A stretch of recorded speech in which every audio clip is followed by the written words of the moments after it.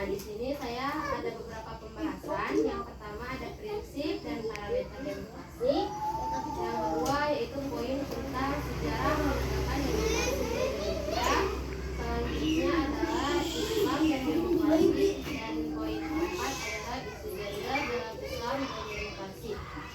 Ini saya akan menerangkan tentang beberapa pembahasan. Yang pertama ada prinsip dan parameter demokrasi, ada sejarah penegakan demokrasi, dan Islam dan demokrasi, dan juga isu gender dalam Islam dan demokrasi.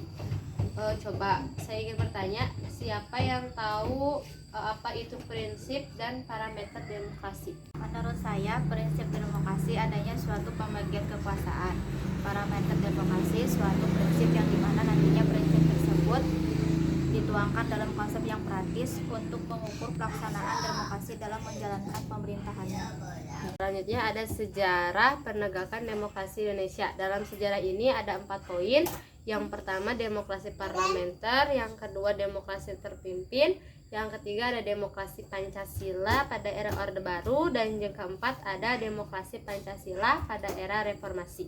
Coba ada yang tahu perbedaan demokrasi parlementer dan demokrasi terpimpin? Menurut saya, demokrasi parlementer awal mula dipraktekkan demokrasi pertama terpimpin, di mana sistem demokrasi ini seluruh keputusan ada di tangan pemimpin negara. Mana demokrasi ini dibuat oleh Soekarno dan juga dia yang menjadi pemimpin pertama di Indonesia. Yaitu ada demokrasi Pancasila pada Orde Baru dan demokrasi Pancasila pada era reformasi. Ada yang bisa membedakan antara demokrasi Pancasila pada Orde Baru dan juga demokrasi Pancasila pada era reformasi?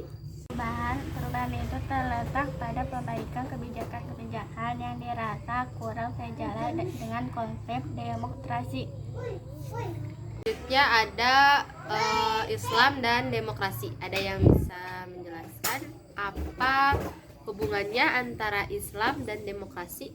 Menurut saya jawabannya itu ada pro dan kontra. Kalau misalkan pro itu banyak sekali dalam Al-Quran terdapat prinsip-prinsip yang memang mendukung demokrasi. Sedangkan kontra itu banyak sekali yang menolak demokrasi karena diyakini tidak bisa dipertanggungjawabkan secara keagamaan. Selanjutnya ada isu gender dalam Islam dan juga demokrasi. Ada yang tahu apa hubungannya antara isu gender dan demokrasi? Menurut saya, dalam Islam, seorang pemimpin sebaiknya tidak dianjurkan dipimpin oleh perempuan, dikarenakan ada beberapa sifat dan kebiasaan perempuan. Namun dalam demokrasi yang diambil adalah kata mufakat atau suara terbanyak, yang dimana dalam hal mufakat tidak mengharuskan yang dipilih itu perempuan atau laki-laki, karena hasilnya ditentukan oleh suara terbanyak.